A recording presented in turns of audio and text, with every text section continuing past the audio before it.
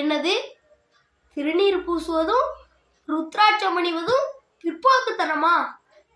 தன்னோட வாழ்க்கை முழுவதும் திருநீர் பூசாத நெற்றி பால் அப்படின்னு சொல்லி வாழ்ந்த நம்மளுடைய தேசிய தலைவர் பசும்பொன் முத்துராமலிங்க தேவர் ஐயா உங்களுடைய கண்களுக்கு பிற்போக்குத்தனமானவரா தெரியுதாரா?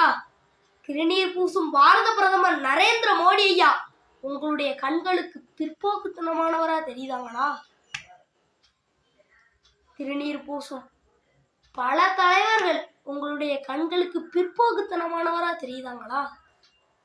அமைச்சர் ஐயா, உங்களுடைய மூளைக்கு தான் ரொம்ப மூளை இருக்கு, அறிவு இருக்கு, மூளை பிதுங்கி வெளியில வருது, உங்களுக்கு மட்டும்தான் சிந்திக்க தெரியும் அப்படின்னு நினைக்காதீங்க. உங்களுக்கு விருப்பம் இருந்ததுன்னா இருங்க, இல்லைன்னா போய்கிட்டே இருங்க, யாரும் கேட்க போறது கிடையாது.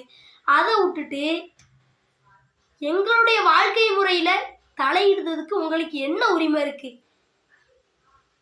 இந்துக்கள் திருநீர் பூசுற அனைவருமே பிற்போக்குத்தனமானவர்கள் அப்படின்னு சொல்ல உங்களுக்கு என்ன உரிமை இருக்கு? என்னுடைய கண்டனத்தை உங்கள்கிட்ட தெரிவிக்க உடனடியா மன்னிப்பு கேளுங்க. தீண்டாமை பெரிய பாவச்செயல், தீண்டாமை பெரிய குற்றம் அப்படின்னு சட்டம் சொல்லுது. ஆனா ஹிந்து அறநிலையத்துறையில இருந்து அனைத்து இந்து கோவிலுக்கும் திணிக்கப்படுது. என்னது? காசு இருக்குதவனுக்கு ஒரு வழி, காசு இல்லாதவனுக்கு ஒரு வழி.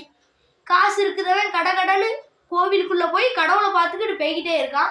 காசு இல்லாதவன் கடகோடியில நின்று கடவுளை பார்க்கணுமா? என்னைக்கா நியாயம்?